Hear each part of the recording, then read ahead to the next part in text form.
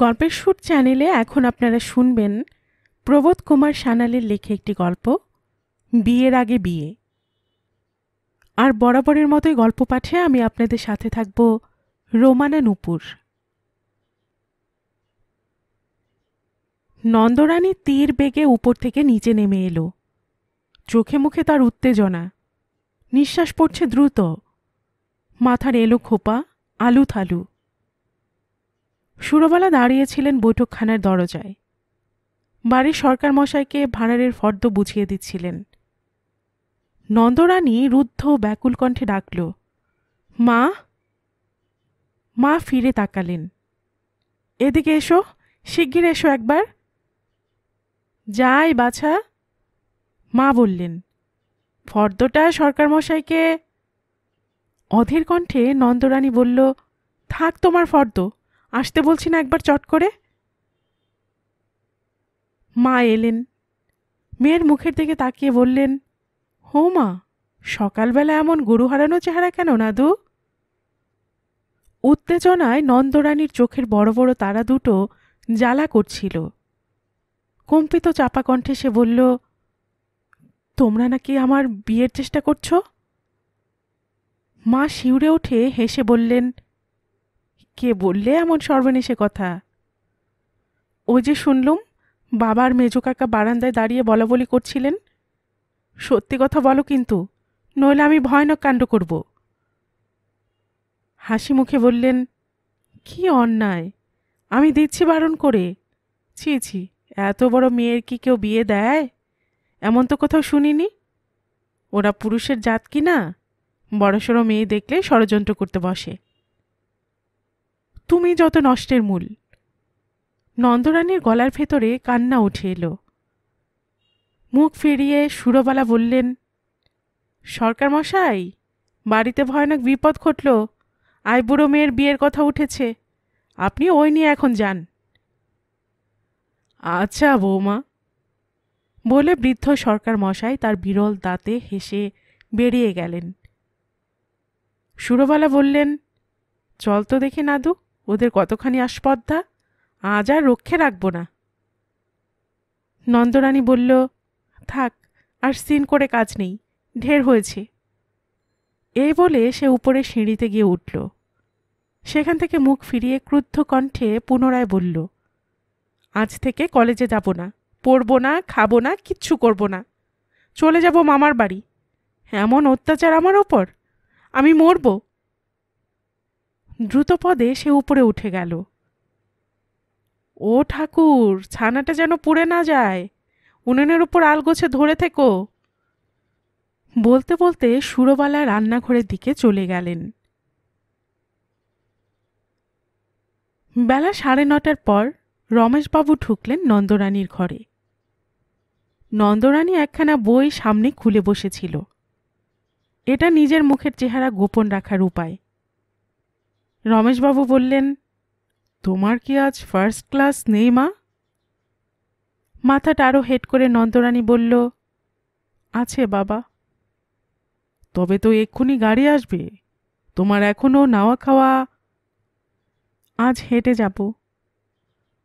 বাবা বললেন, তাহলে তো আরো তাড়াতাড়ি করা দরকার। হেঁটে যখন যাবে, এখান থেকে 1 মাইল, কেমন? তা হবে, বলে নন্দরানী তাড়াতাড়ি কেবলমাত্র একখানা তোয়ালে নিয়ে ঘর থেকে বেরিয়ে গেল। কলেজে তাকে যেতেই হলো। ইতিমধ্যে মাকে নন্দরানী খুঁজল না। সুরবালাও সামনে এলেন না। বাবা কেবল 2-1বার তার খাবার দালানে পায়চারি করে গেলেন। সুরবালা তাকে যেন কি ইশারা করলেন। নন্দরানী কলেজে গেল হেঁটে। দিন 4 পরে তার উত্তেজনা কিছু কমল। প্রথম ধাক্কাটা আর নেই। এখন নন্দরানী সাদা চোখে চেয়ে দেখছে। ক্লাসে রেবার সঙ্গে পরামর্শ করেছে, বিয়ে যদি করতেই হয় তবে ICS পাত্রকে। ওরা শিক্ষিত আর সংস্কৃত। কি বলিস রেবা? রেবা বলল, আমি ফার্স্ট ইয়ার থেকে একথা ভাবছি, ললিতা দিও তাই বলছিল। নাচ বলো, গান বলো, শিল্প সাহিত্য বলো, আইসিএস ছাড়া আর গতি নেই। ওরা সচ্চরিত্র, কারণ ওরা বিলেত ফেরত। কানাঘুষোটা বাড়িতে দিনে দিনে স্পষ্ট হয়ে উঠছে। নন্দরানীর প্রতিবাদের কোনো ফল হয়নি। বাবা জানিয়েছেন পাত্র সম্বন্ধে নন্দরানীর মতামত নেওয়া হবে, সেই একমাত্র ভরসা। নন্দরানী প্রতীক্ষা করে রইল। সুরবালা বললেন, ওই তো অতটুকু মেয়ে, সবে 20 বছরে পা দিয়েছে, ওর বিয়ে এখন আমি দেব না। কি বলিস নাদু? কণ্ঠে তার কৌতুক ফুটে ওঠে। নন্দরানী উত্তর না দিয়ে ঘর থেকে চলে যায়। মার কথা শুনলে বিরক্ত হয়ে ওঠে মন। সেদিন কলেজ থেকে ফেরার পথে নন্দরানী ভাবছিল, তাকে কলেজে পড়তে হচ্ছে উচ্চশিক্ষার জন্য নয়, পাশ করে ডিগ্রি পাবার জন্য। বিয়ের অলংকারের মধ্যে এটাও একটা। তার ভাবি স্বামী বন্ধু সমাজে গর্ব করে বেড়াবেন শিক্ষিত স্ত্রী পেয়ে। ডিগ্রিটা হবে তার অঙ্গের একটি অলংকার, যেমন খোপার ফুল, যেমন কানের দুল। সে অপমানও সহ্য হবে যদি পাত্র হয় আইসিএস। আইসিএসটা নিরাপদ, তারা ইস্পাতের ফ্রেমে আটা। নন্দরানী জানে ছেলেদের উচ্চাশা ভালো চাকরি, মেয়েদের উচ্চাকাঙ্ক্ষা আইসিএস। বইগুলো হাতে চেপে নন্দরানী ভাবছিল, তার বন্ধু নীরার বিয়ে হয়েছে ডেপুটি ম্যাজিস্ট্রেটের সঙ্গে। তাকে অতিক্রম না করলেই চলবে না। চেহারা যেমনই হোক আইসিএস হতেই হবে, নইলে ভালো পাত্র আর কোথায়? বাবা বলেন, নতুন উকিলরা উপবাসী, নতুন অ্যাডভোকেটরা শ্বশুরের অর্থে চাপকান কেনে, নব্য ব্যারিস্টাররা স্ত্রীদের পাঠায় সিনিয়রদের সঙ্গে ফ্লার্ট করতে, সম্ভ্রম বিকিয়ে পসার জমায়। নন্দরানীর নাসা কুঞ্চিত হয়ে এলো। কিছুকাল পরে এক বিবাহেচ্ছু অধ্যাপকের খোঁজ পাওয়া গেল। কি ভাগ্যে যে গণগোত্রে মিলল না তাই রক্ষে। ওরা শিক্ষার অভিমানে স্ফীত। উপদেশ ছড়ানো আর অধিকার আলোচনা এই নিয়ে ওদের দিন কাটে। হয়তো কলেজ ফেরত দুপুরবেলা বাড়িতে এসে অর্থশাস্ত্র সম্বন্ধে থিসিস শোনাতে বসবে। কল্পনা করতেও শরীর শিউরে ওঠে। অধ্যাপকের চেয়ে বিমার দালাল ভালো। বিনয় এবং একাগ্রতা তাদের সহজাত। ওজন করে ওরা স্ত্রীদের ভালোবাসে না, মিথ্যে কথা মনোহর করে বলে। তাদের ক্লাসের বেচারি নির্মলার কথা তার মনে পড়ছে। অমন চমৎকার মেয়ে কিনা বাজে একটা আদর্শের জন্য বিয়ে করতে গেল ক্ষিতীশ পালকে। স্বদেশী জেলখানা রাজনীতিক ক্ষিতীশ পাল। স্বামী হিসেবে তার মূল্য কি? জেল যার কাছে তীর্থস্থান, ঘরে আর মন বসবে? যদি বা বসে, তবে তার আত্মপ্রশংসার জ্বালায় রাত্রে ঘুমোবার উপায় থাকবে না। পুলিশ সম্পর্কে তার দুঃসাহসের গল্প বানিয়ে বলে নির্মলার কাছে অতিরিক্ত আদর পাবার চেষ্টা করবে। জেলে যাবার আগে কেঁদে কোকিয়ে স্ত্রীর জীবন দুর্বহ করে তুলবে। বেচারি নির্মলার প্রাণ হবে উষ্ঠাগত। নন্দরানীর হাসি পেল। ব্যবসায়ে স্বামী নন্দরানীর খুব পছন্দ নানা কারণে। অগাধ অর্থ আর অখণ্ড অবসর। লোহার সিন্দুকের চাবি থাকবে তার আঁচলে বাঁধা। স্বামীর সঙ্গে কোনোদিন মান অভিমানের পালা গাইতে হবে না।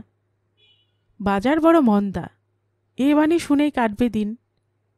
মাথায় টাক, মুখে দোক্তা দেওয়া পান, পেটে ভুঁড়ি, আঙুলে গোটা পাঁচেক আংটি, পায়ে কালো কম্বলের মোজা আর সাদা ক্যাম্বিসের জুতো। চমৎকার একটি নাড়ু গোপাল। তা হোক, অধ্যাপকের চেয়ে বুদ্ধিমান, রাজনীতিকের চেয়ে সক্রিয়, স্ত্রীর শিক্ষা দীক্ষা সম্বন্ধে উদাসীন, স্ত্রী সেবাদাসী হলেই খুশি। রাত্রে বিছানায় শুয়ে জালনার বাইরে চেয়ে নন্দরানী আকাশ পাতাল কল্পনা করছিল। এই যে ঢেউটা উঠল, এ যে কোন তটে গিয়ে লাগবে তার ঠিক ঠিকানা নেই। তার এই প্রাত্যহিক জীবনযাত্রায় চিড় খেয়েছে। সংসার আর তাকে স্বস্তিতে থাকতে দেবে না। বাবা আছেন, কাকারা আছেন, প্রতিবাদ করা চলবে না। মুখ বুজে তাদের সিদ্ধান্ত মেনে নিতে হবে। নিজের বিবাহ সম্বন্ধে সে যা কিছু স্থির করে রেখেছে আজ সমস্ত একে একে মিথ্যে হয়ে দাঁড়াল। সংসারে যে এমন ফাঁকি আছে এ তার জানা ছিল না। মা ঘরে এসে ঢুকলেন, আলোটা নেবানো। একবার ডাকলেন, নাদু, ও মা। সাড়া নেই। সুরবালা বিছানায় এসে বসে নন্দরানীর মাথাটা কাছে টেনে নিলেন। জানা গেল সে জেগেই রয়েছে। ঘরের ভেতরের বাতাসটা ঘন নিশ্চিন্ত হয়েছিল, বোধ করে শরৎকালের প্রথম ভাগ। নন্দরানীর গলার কাছে হাত দিয়ে সুরবালা দেখলেন ঘামে তার গায়ের জামাটা পর্যন্ত ভিজে গেছে। বললেন, সর দেখি, জামাটা খুলে দেই। আহ থাক, জামা খুলতে হবে না ছাই। নন্দরানী বিরক্ত হয়ে মায়ের হাতের ভেতরে মুখ গুজে শুল। মা বললেন, অত লজ্জার কাজ নেই, সর, ঘেমে একেবারে যে নিয়ে উঠেছিস। বলে তিনি জোর করে তার জামা ছাড়িয়ে নিলেন। এমন সময় কে যেন দরজার কাছ দিয়ে পার হয়ে যাচ্ছিল। মা মুখ ফিরিয়ে বললেন, মহেন্দ্র নাকি রে? হ্যাঁ মা। পাখাটা খুলে দিয়ে যা তো বাবা। মহেন্দ্র অন্ধকারে হাতটা একটা সুইচ টিপে পাখাটা চালিয়ে দিল। নন্দরানী বলল, আলো আর জ্বালতে হবে না, যা। মহেন্দ্র চলে যাবার পর সুরবালা কথা পারলেন। হেসে বললেন, বিয়ের পরেও আমার উপর এমনি করে রাগ করবি? নন্দরানী বলল, বিয়ে আমি করব না। বেশ, আমিও তাই বলি। বিয়ে তোর মা করেনি, মাসি করেনি, তুইও করিস নে। সুরবালা হাসি চাপছিলেন। নন্দরানী চুপ করে রইল। সুরবালা বললেন, সন্ধেবেলা যে ছেলেটার কথা তোকে বলছিলুম তাকে কি পছন্দ হয় না রে? কোন ছেলেটা? নন্দরানী মুখ তুলল। অবস্থা খুব ভালো, সুখের ঘর, ছেলে একেবারে বিদ্যের জাহাজ, একজন নামজাদা লেখক। লেখক? হ্যাঁ, সাহিত্যিক। রুক্ষ কণ্ঠে নন্দরানী বললেন, তোমরা আমাকে ভয়ানক যন্ত্রণা দিচ্ছ মা। লেখককে বিয়ে করেছে আমাদের এই অশ্রুকণা, মনে নেই তোমার? কোন কোন বিখ্যাত লোক তার উপর প্রবন্ধ লিখেছে, রবি ঠাকুর আলগোছের সার্টিফিকেট দিয়েছেন কিনা, তার ফর্দ দিবারাত্রি শুনতে শুনতে অশ্রু হয়রান। সেদিন বৈকুণ্ঠের খাতা প্লে দেখে এসেছ, মনে নেই? ও আমি পারবো না, তা তোমরা যাই বলো। পুরনো লেখা শুনতে শুনতে প্রাণ যাবে। হয়তো রাত জেগে তার ফেরত দেওয়া লেখা নকল করতে হবে, হয়তো অর্ধেক রাতে থিয়েটারি ঢঙে কথা আরম্ভ করবে। তার চেয়ে বরং একটা বিমার দালালকে খুঁজে আনো। সুরবালা নীরবে রইলেন। জানলা দিয়ে নতুন শরৎকালের বাতাস আসছে। আকাশে তারকার দল। আজকে আর মেঘ নেই। সুরবালা মেয়ের মাথার চুলের ভেতরে হাত বুলোতে লাগলেন। এমন সময় নিচে যেন কার কণ্ঠস্বর শোনা গেল। উপরের বারান্দা থেকে রমেশবাবু সাড়া দিয়ে বললেন, নিরঞ্জন নাকি? ওপরে এসো। মা তাড়াতাড়ি বিছানা থেকে নামলেন। বললেন, আমি যাই নাদু, অনেকদিন পরে এসেছে নিরঞ্জন। তিনি চলে গেলেন। নন্দরানী উঠে বসে পুনরায় জামাটা গায়ে দিতে লাগল। নিরঞ্জন তার বাবার বন্ধুপুত্র। বাল্যকাল থেকে এ বাড়িতে তার যাতায়াত। সম্প্রতি সে বিএ পাশ করেছে। ইঞ্জিনিয়ারিং পড়তে বিলেত যাবার চেষ্টায় আছে। পাসপোর্টের জন্য আবেদন করেছে। খুব সম্ভব রমেশবাবুর কাছে এসেছে পরিচয়পত্র নিতে। জামাটা গায়ে দিয়ে নন্দরানী কাপড় গুছিয়ে ঘর থেকে বেরুল। বারান্দা দিয়ে ঘুরে ওদিকের বৈঠকখানায় এসে দাঁড়াল। ঘরে তখন মজলিস বসেছে। একটা কুশন চেয়ারে গিয়ে সে মাথা হেলিয়ে বসল। নিরঞ্জন হেসে তাকালো তার দিকে।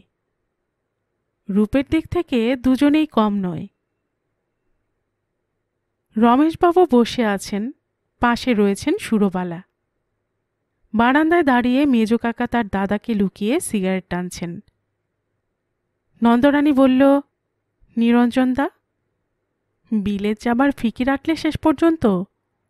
বাবার জমিদারিটা ফোপড়া করে তবে ছাড়বে কেমন? নিরঞ্জন হেসে বলল, যা বলেছিস নাদু, তুই বা কম কি? আইসিএসকে বিয়ে করতে চাইলে রমেশ কাকার সম্পত্তিটা কি অক্ষুণ্ণ থাকবে? নন্দরানীও হাসল, বলল, সেটা হবে সৎপাত্রে দান। কিন্তু তুমি, পার্টি আর আউটিংয়ে মাসে মাসে তোমার কত লাগবে শুনি? সুরবালা বললেন, মেয়ের জিভের ধার দেখো, মাসিক পত্রগুলো তুই পড়া ছেড়ে দে নাদু। নন্দরানী বলল, ছাড়ব কেন? বাঙালির ছেলের বিলিতি কেলেঙ্কারি ওতে প্রায় ছাপা হয়, এই জন্য। মেজো কাকা বারান্দা থেকে সৎসাহে বললেন, রাইটলি সার্ভড। নিরঞ্জন মৃদু মৃদু হাসছিল, বলল, সবাই নানা রকম পড়াশুনো করে, কিন্তু তুই কেমন করে নিজের পাঠ্য বেছে নিস বলতো নাদু? নন্দরানী বলল, মা, তোমার কুপুত্তরকে সাবধান করো বলে দিচ্ছি। নিরঞ্জনদা ডিসগ্রেসফুল। এই বলে সে উঠে চলে যাচ্ছিল। মা ইশারা করে দিতেই নিরঞ্জন দৌড়ে গিয়ে খপ করে নন্দরানীর হাতটা ধরে ফেলল, বলল, মেয়ের রাগ কম নয়। ছাড়ো বলছি। ছাড়ব না, মাথা ফাটালেও না। নইসেন্স, বলে নন্দরানী আবার ফিরে এসে বসল। সুরবালা আর রমেশবাবু হেসে উঠলেন। সকলের ধারণা ওরা দুজনে এখনো ছেলে মানুষ, ওদের বিবাদটা চিরন্তন। নিজের জায়গায় ফিরে এসে বসে নিরঞ্জন বলল, কাল সকালের গাড়িতে যাব কেষ্টনগর, ফিরব 3-4 বাদে। যদি দরকার হয় তবে আপনি কিন্তু একটা ফোন করবেন কমিশনারকে, মনে থাকবে তো রমেশ কাকা? রমেশবাবু বললেন, তুমি নিশ্চিন্ত থাকো। সুরবালা বললেন, জাহাজ ছাড়া তারিখ কত? 17 অক্টোবর। ও, এখনো অনেক দেরি। নন্দরানী বলল, এমন করছে যেন আজ রাত্রিরে ও যাবে উড়োজাহাজে। ভারী তো বিলেত যাবে, তার আবার এত? বিলেত আবার দেশ। নিরঞ্জন হাসি মুখে বলল, আঙ্গুর ফল টক। আজ্ঞে না মশাই, খালাসিরাও যায় বিলেতে, কিন্তু নেপালের রানী থাকেন নিজের রাজ্যে। সত্যি কি অন্যায় আমার, তোর সঙ্গে করি তর্ক? খালাসি যে সেও যায় বিলেতে, কারণ সে পুরুষ, আর মেয়ে মানুষ রানী হলেও বন্দি। আমার খাবার দেওয়া হয়েছে ওগো, বলে রমেশবাবু হেসে উঠে চলে গেলেন। সুরবালা বললেন, চলো দেখি কে, তোরা বস একটু বাছা, আসছি। নিরঞ্জন, আজ খেয়ে যাবে এখানে, বলে তিনিও গেলেন বেরিয়ে। নন্দরানী বসে বসে পা ঠুকছিল মাটিতে। নিরঞ্জন বলল, ঝগড়া থাক, কেমন আছিস বল নাদু। নন্দরানী বলল, তুমি কেমন আছো? বলা কঠিন, মনটা কেবল সুয়েজ ক্যানাল পার হয়ে চলেছে। যাক সে কথা, শুনলাম তোর নাকি বিয়ের কথা হচ্ছে। অবাক করলে তুমি, বুড়ো ধাড়ি মেয়ে হলুম, বিয়ের কথা না হওয়ায় অন্যায়। নিরঞ্জন হেসে ফেলল, 3rd ইয়ারে উঠে তোর মুখ ফুটেছে? কথা চলছে কার সঙ্গে? হতভাগ্যটি কে? তোমার শোনবার অধিকার নেই। ও বাবা, এত? হায় রে, যা তার কুল মিলল না বলে কি আমি এতই অযোগ্য? জাত কুল মিললে বা তোমাকে বিয়ে করত কে শুনি? বলে নন্দরানী ঝটকা দিয়ে মুখ ফিরিয়ে নিল। বটে, নিরঞ্জন বলল, আর আমাদের আবাল্য প্রেমটা বুঝি কিছুই নয়? রূপার গুণ আমার কিসে কম বলতো? মুখে কাপড় চাপা দিয়ে নন্দরানী হাসতে লাগল। হাসতে হাসতে বলল, রূপ নিয়ে পুরুষকে কিন্তু এমন অহংকার করতে আর কোথাও শুনিনি। জাহাজ থেকে নামলে বিলেতের মেয়েরা না তোমাকে কিডন্যাপ করে নিয়ে যায়। নিরঞ্জন রাগ করে বলল, তুই কি মনে করেছিস আমি প্রেম করতে পারি নে? নন্দরানী একবার বারান্দার দিকে তাকালো, তারপর বলল, বেহায়াপনা করো না, তুমি সব পারো। হলো? বিয়ে পাশ করা ছেলের আবার প্রেম? ওরা কেবল পথে মেয়েদের ফলো করতে জানে, ভালোবাসতে জানে না। নিরঞ্জন যেন একটু দমে গেল, বলল, কলেজের ছাত্রের উপর তোর এত রাগ কেন? রাগ নয়, বলে নন্দরানী হাসল, বলল, বেশ লাগে ওদের, অনভিজ্ঞ নির্বোধ দুটো চোখ, ওতে অতি বুদ্ধির ফাঁক দিয়ে অনর্গল নির্বুদ্ধিতা বেরিয়ে পড়ে। সেদিন রমা বলছিল। নিরঞ্জন বলল, তুই নিশ্চয়ই অজয় চৌধুরীর কথা বলছিস? কে তোমার অজয় চৌধুরী জানি নে, সেদিন রমা বলছিল, বন্ধুদের কাছ থেকে ওরা প্রেমপত্র লেখা শিখে আসে, ইংরেজি নভেলে ডায়লগ মুখস্থ করে স্ত্রীর সঙ্গে কথা বলে। থামলি কেন, বলে যা। সকালবেলা উঠে বন্ধুর বাড়ি গিয়ে গত রাতের অভিজ্ঞতা বর্ণনা করে। তোষামতকে বলে প্রেম, বলে যা। নন্দরানী বলল, সত্যি বলছি নিরঞ্জন দা, রমা বলছিল ওরা ফুল দিয়ে বউকে খুশি করে, ঝগড়ার ভেতর দিয়ে নাটক খোঁজে, স্ত্রীর রূপের নিন্দে শুনলে আত্মহত্যার ভয় দেখায়। আমার তো খুব ভালো লাগে ওদের। দুজনে হাসতে লাগল। নিরঞ্জন বলল, কোনো মেয়ে আমার দিকে চাইলেই মনে হয় আমাকে সে ভালোবাসতে পারে। আমি তো কো এডুকেশনের দয়া বুঝতে পেরেছি বাংলাদেশের ভবিষ্যৎ বীর পুরুষ অনেক। নন্দরানী বলল, ও বাড়ির বেলার কথায় হেসে মরি, ওদের কলেজে কো এডুকেশন আছে। হঠাৎ সেদিন ওর সিটে একখানা চিঠি পাওয়া গেল, যেমন ভুল বাংলা তেমনি ভুল উপমা।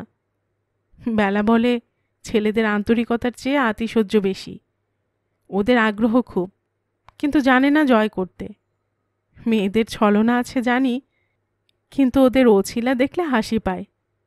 তোমাদের একটু সংযত হওয়া দরকার নিরঞ্জন দা। অসংযম মেয়েদের প্রিয়। থামো, প্যারাডক্স করো না। কলেজের ছেলেরা প্রেমিক হবার চেষ্টা করতে গিয়ে পুরুষ হতে ভুলে যায়। যাকে ভোলানো যায় না তাকে আকর্ষণ করতেই আনন্দ। পুরুষ হবে বৈরাগী ভোলানাথ, তবে তো। ওরে বাবা, এ মেয়ে বাঁচলে হয়, বলে নিরঞ্জন মুখ বিকৃত করে হাসল। এমন সময় নিচের থেকে দুজনের খাবার ডাক পড়ল। ওরা উঠে নেমে গেল। নিরঞ্জন আর নন্দরানী আসনে বসল। সুরবালাও তাদের সঙ্গে বসলেন। ঠাকুর পরিবেশন করতে লাগল। সুরবালা একসময় বললেন, নাদুর বিয়েতে আমার এখন মত নেই নিরঞ্জন, তবু যদি বিয়ে হয় তুই কি দেখে যাবি নে বাবা? নিরঞ্জন বলল, বেশ কথা আপনার খুড়িমা, ও যেদিন শ্বশুরবাড়ি যাবে আমি বুঝি তখন হাহুতোষ করবার জন্য পথের ধারে দাঁড়িয়ে থাকব? তার চেয়ে বিলেতে নেমন্তন্ন চিঠি পাঠাবেন। নন্দরানী বলল, ডাক টিকিটের পয়সাটা রেখে যেও। মেয়ে কি বলে শোনো। শোনবার মতন কথা নাদু বলে না।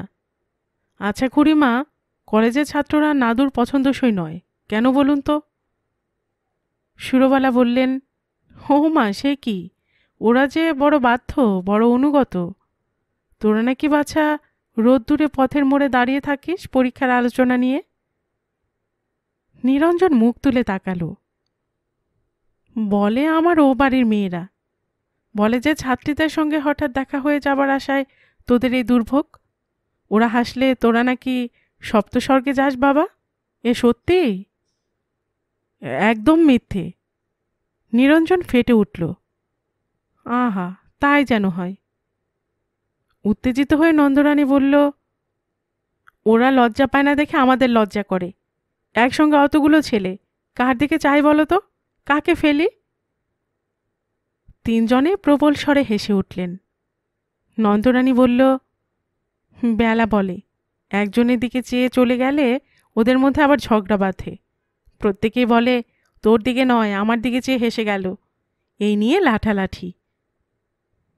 চোখ পাকিয়ে নিরঞ্জন বলল, আর মেয়েদের মধ্যে বুঝি ঈর্ষা নেই?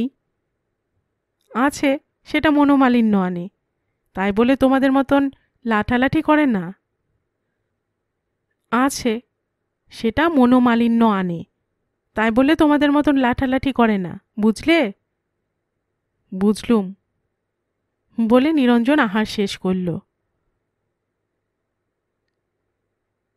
যাবার আগে সে রমেশবাবুর কাছে বিদায় নিয়ে এলো।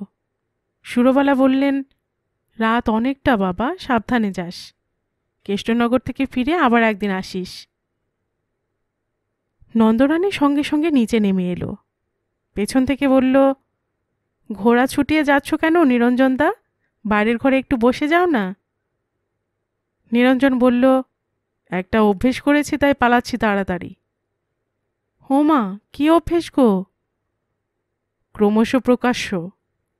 আচ্ছা, আর একটু বসেই যাই, বলে বাইরের ঘরে এসে দুজনে দুখানা চেয়ারে হেলান দিয়ে বসে পড়ল।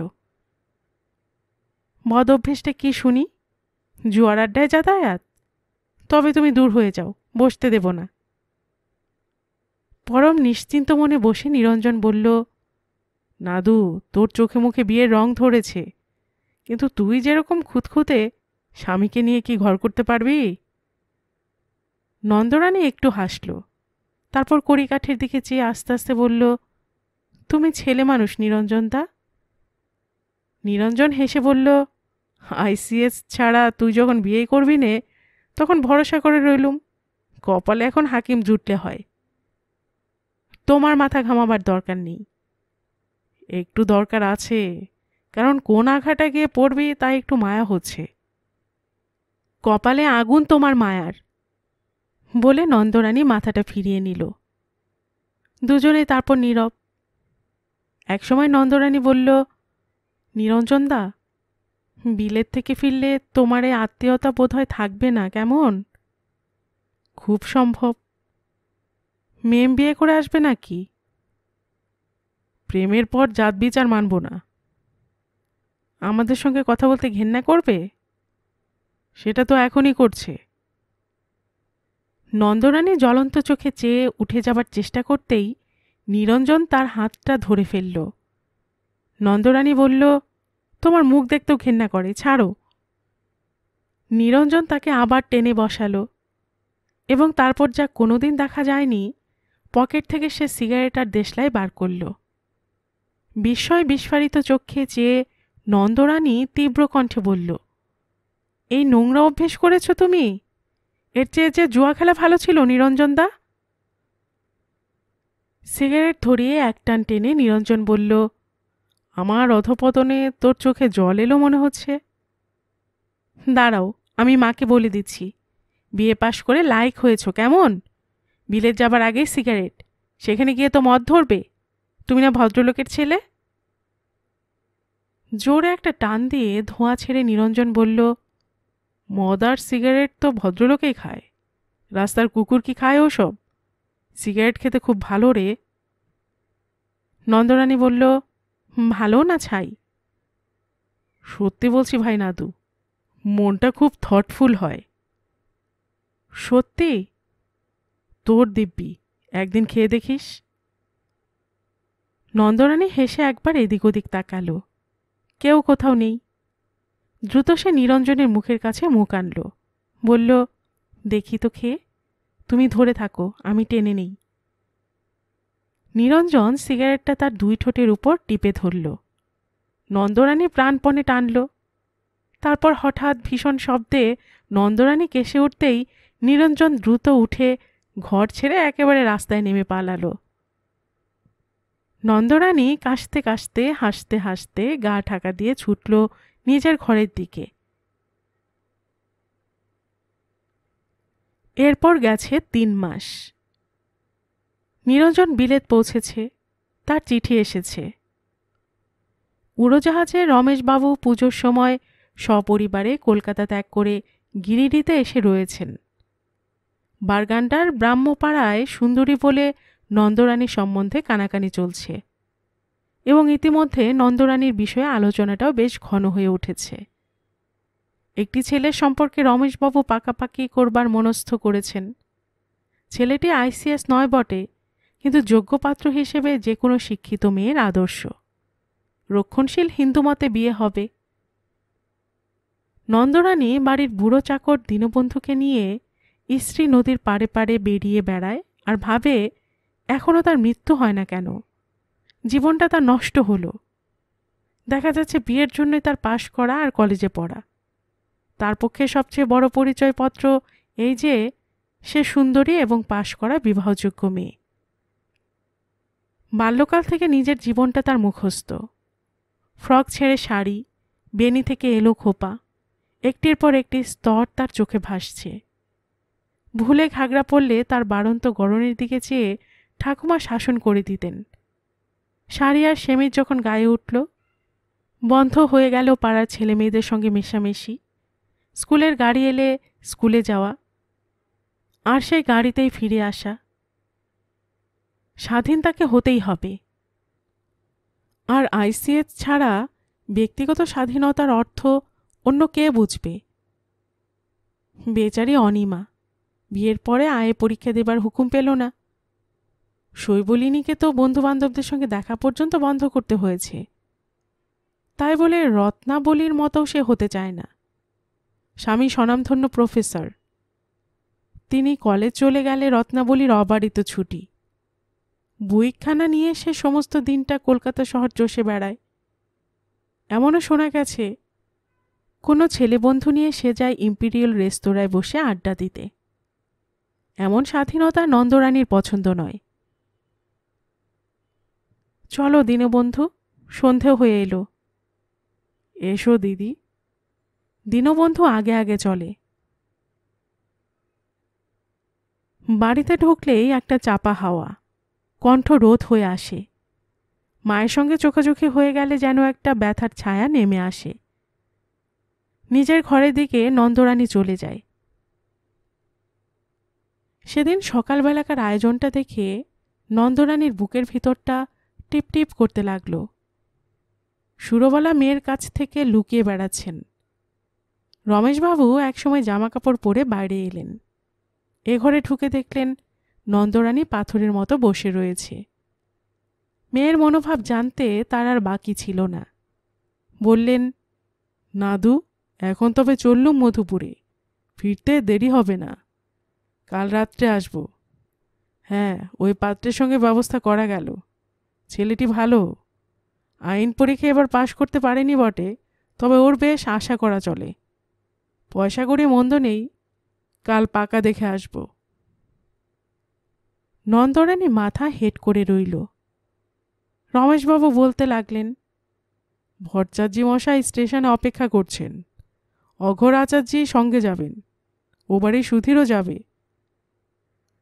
তারপর পেছন ফিরে দরজার আড়ালে সুরবালাকে দেখে বললেন, জামাই তোমার ভালোই হবে গো। সুরবালা মৃদুকণ্ঠে বললেন, ছেলেটির নাম কি? নামটি শুনতে ভালো, হরিদাস কানুন গো। বলতে বলতে রমেশবাবু ঘর থেকে বেরিয়ে গেলেন। তপ্ত লৌহ শলাকা কে যেন নন্দরানীর কানে ঢুকিয়ে দিল। আকণ্ঠ ঘৃণায় তার গা বমি বমি করতে লাগল। হরিদাস কানুন গো, আইন পরীক্ষায় ফেল করা। নন্দরানী মনস্থির করল আত্মহত্যা করে সে জীবনের জ্বালা জুড়বে। কিন্তু তার আগে প্রবল আবেগে সে বিছানায় মুখ গুজে শুয়ে পড়ল। বালিশটা ভিজে যেতে লাগলো দরদর অশ্রুধারায়। তার পরদিন বিলেতে নিরঞ্জনের কাছে চিঠি লিখে এ জীবনের মতো সে বিদায় নিল। ব্যথা ও বেদনায় উদাসীন অশ্রুমুখী নন্দরানী দীনবন্ধুকে নিয়ে পথে বেরিয়ে পড়ে। উঁচু নিচু মাঠের ধারে, সাঁওতাল পল্লীতে, শনিমঙ্গলের হাটে, রেল স্টেশন ইয়ার্ডে এবং এখানে ওখানে নন্দরানী ইচ্ছে মতো ঘুরে বেড়ায়। দীনবন্ধু দিদিমণির ভারী অনুগত। স্থির হয়ে গেছে কাল তার পাকা দেখা। কাল পাকা দেখা, আজকে মুক্তির শেষ নিঃশ্বাস নিয়ে নিতে হবে। সকালবেলা নন্দরানী দীনবন্ধুর সঙ্গে বেরিয়ে পড়ল। সাঁওতালে বাজারে কিছুক্ষণ ঘোরাফেরা করে সে স্টেশনের ধারে বেড়াতে গেল। একসময় বলল, দিনুদা, আজ এত ভিড় কেন ভাই? বুড়ো দীনবন্ধু বলল, শনিবার কি না, এরা সব উস্ত্রির দিকে যাবে বেড়াতে। ও মা, কি হ্যাংলা গো! উস্ত্রি আবার মানুষে যায়? পচা পুরনো একটা ফল, ভিক্টোরিয়া ওয়াটারফলের কাছে উস্ত্রি। নন্দরানী তাচ্ছিল্য ভরে তাদের দিকে তাকালো। এমন সময় দীনবন্ধু একটা দলের দিকে তাড়াতাড়ি এগিয়ে গেল। একটি ফুটফুটে সুন্দরী তরুণীর কাছে গিয়ে বলল, নীলা দিদি, চিনতে পারো? সবাই তাকে চিনল। নীলা বুড়োর হাত ধরে বলল, খুব পারি দিনুদা। ও মা, তুমি এখানে? উনি কে?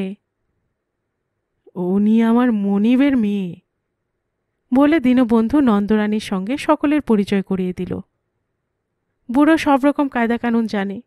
বলল, নাদু দিদি, এরা আমার পুরনো মনিব। নীলা নন্দরানীর হাত ধরে বলল, আসুন। ও বড় মামা, পালাচ্ছেন কেন? পরিচয় করুন আমার বন্ধুর সঙ্গে। যিনি এগিয়ে এলেন দল ছেড়ে, তিনি যুবক। এমন রূপ নন্দরানী আর জীবনে দেখেনি। পশ্চিমে রাঙা চেহারা, ডালিম আর আঙ্গুরের দেশে যেন তার জন্ম। চুলগুলি পর্যন্ত ঈষৎ তাম্রবর্ণ। সবিনয় নমস্কার বিনিময় করতে গিয়ে রাঙা মুখে রক্ত ফুটে উঠল। নন্দরানী বলল, এখানে কি বাড়ি আপনাদের? আজ্ঞে না, আমরা যাব উস্ত্রিতে। যুবকটি বলল, এসো নীলা, ওরা রয়েছেন দাঁড়িয়ে। কথাগুলো যেন সুরের ঝঙ্কার। চোখ দুটি নির্লিপ্ত, কালো, বলিষ্ঠ কমনীয় দেহ, দীর্ঘ আকৃতি, যেন গোলাপের দেশের রাজকুমার। নন্দরানী ক্ষণিকের জন্য মুগ্ধ দৃষ্টিতে চেয়ে দেখল। নীলা বলল, আসুন না, উস্ত্রিতে যাওয়া যাক একসঙ্গে মোটরে। উস্ত্রি আপনার ভালো লাগে না? নন্দরানী বলল, বেশ লাগে, চলুন। উনি আপনার মা বুঝি? নীলা বলল, হ্যাঁ। আর ও দুটি মেয়ে? ওদের নাম সুধীরা আর ললিতা। আমাদের পাশের বাড়িতে এসে উঠেছে। ওরা বড় মামার খুব ভক্ত। বলেই নীলা উজ্জ্বল হাসিতে পথ মুখর করে তুলল। নন্দরানী মুখ তুলে বলল, আপনার বড় মামা ওদের ভক্ত নন? মোটেই না। বড় মামার চোখ আকাশে, দয়ামায়ার গন্ধও নেই ওর শরীরে। দেখি বিয়ের পরে বড় মামা কেমন করেন। বিয়ে হবে বুঝি শিগগির? হ্যাঁ। নীলা বলল, বাস্তবিক এত ভালো লাগছে আপনাকে, একদিন যাব আমি আপনাদের বাড়িতে, কেমন? বেশ তো, বলে নন্দরানী একবার বক্রদৃষ্টিতে দূরে চেয়ে দেখল। চলতে চলতে সুধীর আর ললিতা সাগ্রহে বড় মামার সঙ্গে গল্প করবার চেষ্টা করছে। মোটরে উস্ত্রির জঙ্গলের কাছে পৌঁছতে আধ ঘন্টা লাগল। নীলা, নন্দরানী আর দীনবন্ধু একখানা মোটরে, আর একখানায় সুধীরা, ললিতা, বড় মামা আর নীলার মা।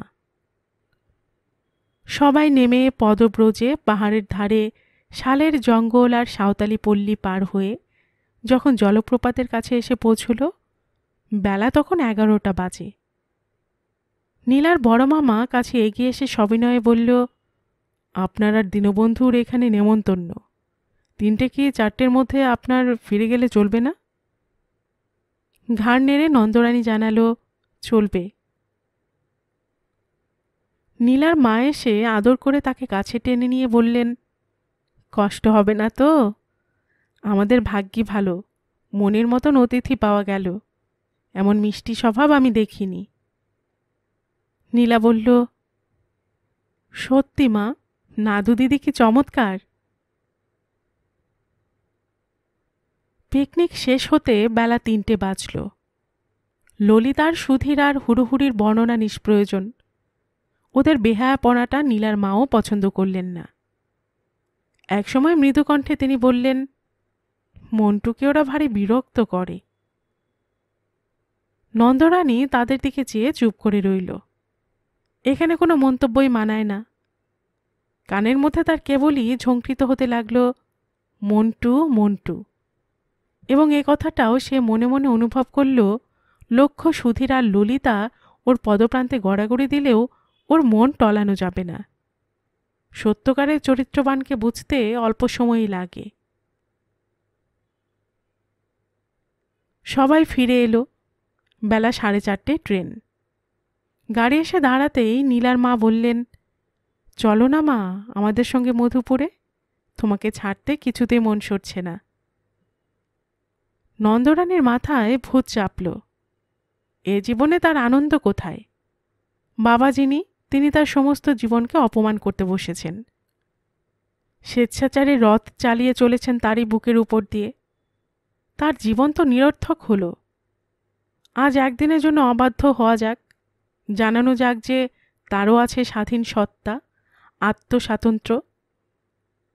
মুখ ফিরিয়ে সে বলল, দিনুদা, কি বলো?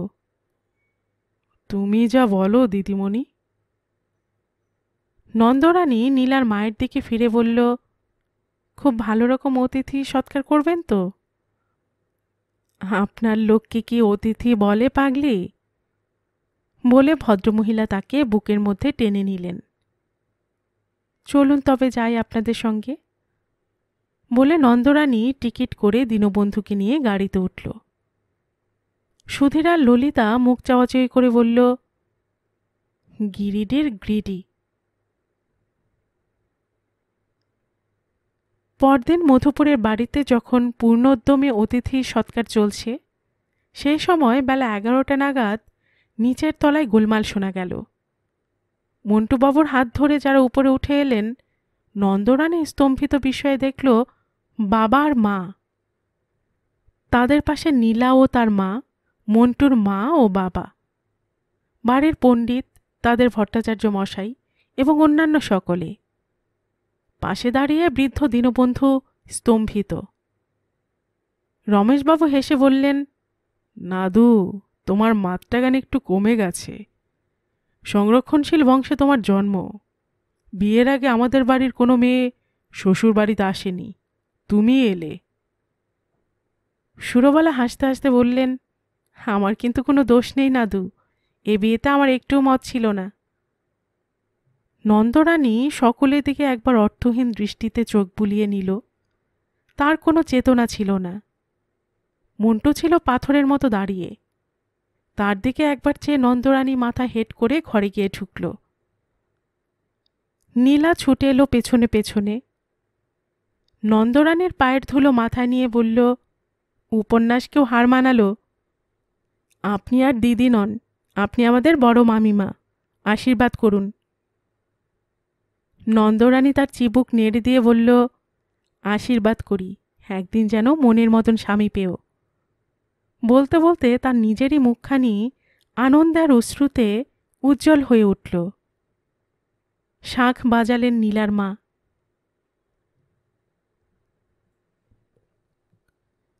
গল্পের সুর চ্যানেলে এতক্ষণ আপনারা শুনছিলেন প্রবোধ কুমার সান্যালের লেখে একটি গল্প, বিয়ের আগে বিয়ে। আর এতক্ষণ গল্প পাঠে আমি আপনাদের সাথে ছিলাম রোমানা নুপুর। আপনারা যারা গল্পের সুর চ্যানেলের গল্প নতুন শুনছেন, আপনাদের সুবিধার্থে একটি বিনীত অনুরোধ, যদি আপনারা আরও এমন গল্প শুনতে চান তবে নিচে সাবস্ক্রাইব বাটনে একটি ক্লিক করে রাখুন ও একটি লাইক করে রাখুন। এতে এই চ্যানেলের ভিডিওগুলি খুঁজে পেতে আপনাদের সুবিধা হবে।